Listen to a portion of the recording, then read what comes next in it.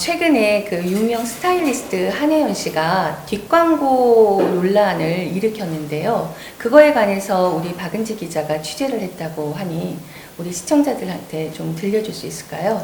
네, 최근에 한혜연 씨는 내 돈으로 내가 산 추천 아이템이라면서 구독자들에게 상품을 소개를 해왔었는데요. 알고 보니까 이 상품 중에 일부가 고액의 광고료를 지급받고 소개를 했다는 점이 밝혀져서 시청자들의 공분을 샀습니다.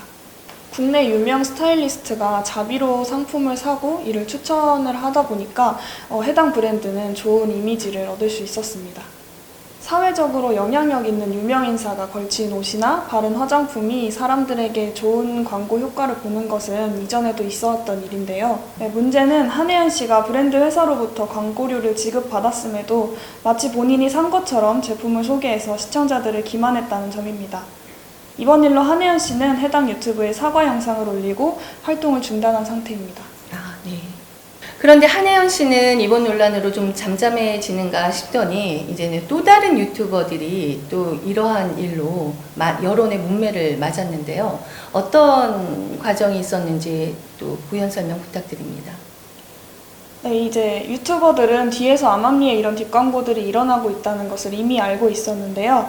같은 브랜드에서 비슷한 내용의 광고 제의가 계속해서 들어왔기 때문입니다. 유튜버 참PD가 얼마 전에 자신의 라이브 방송에서 몇몇 유튜버들이 뒷광고를 하고 있다는 것을 안다. 자신은 이 증거들을 다 가지고 있다라면서 유튜버 뒷광고에 대해서 폭로를 한 적이 있습니다. 이러한 유튜버 참PD의 폭로로 인해서 뒷광고의 불씨가 대형 유튜버들에게 튀었습니다. 이후에는 유튜버 홍사운드도 내부 고발 형식의 영상을 업로드하면서 유튜버들의 뒷광고 논란이 더욱 가중됐습니다.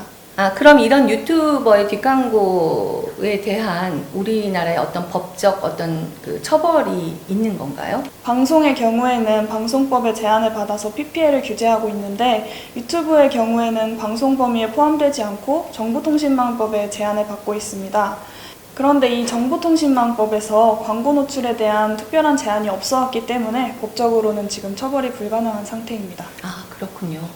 이러한 상황에서 시청자들을 악의적으로 속인 일부 비양심적인 유튜버들이 사과문에 상세 보기에만 표기해서 죄송하다라는 식으로 본인의 잘못은 최소화하면서 사과문을 올렸기 때문에 그걸 보고 시청자들이 다른 곳에 가서 또 사과를 요구하고 그 해당 유튜버는 또 사과문을 작성하고 이런 식으로 되면서 점점 어디까지가 뒷광고냐는 중요하지 않아진 상황입니다.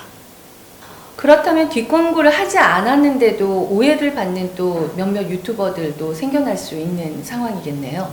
네, 유튜버 쯔양이 그런 경우인데요. 쯔양은 맨 처음에 뒷광고를 폭로한 참PD가 언급을 하면서 뒷광고를 했다는 의혹을 받고 있습니다. 쯔양은 유튜브를 시작했을 당시에 광고 표기를 누락한 사실이 있었고 뒤늦게 이 사실을 알고 해명과 사과를 했으나 이미 해명글을 올렸음에도 불구하고 쯔양이 계속해서 뒷광고를 해왔다는 듯한 공격적인 댓글이 이어졌습니다. 결국 쯔양은 이런 악성 댓글에 지쳐서 채널의 첫 영상을 제외한 모든 영상을 내리면서 은퇴를 선언했습니다. 안타까운 일이네요. 이번 사건에 대해 우리 정부는 앞으로 어떤 조치를 취할 건가요?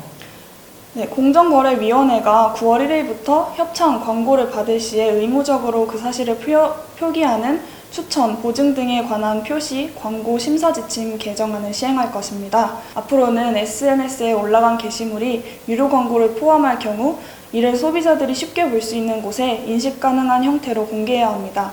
또한 유튜브와 같은 영상의 경우 유료 광고 표시 문구를 게시물의 제목 또는 시작과 끝 부분에 삽입하고 영상 내에서도 반복적으로 표시해야 합니다.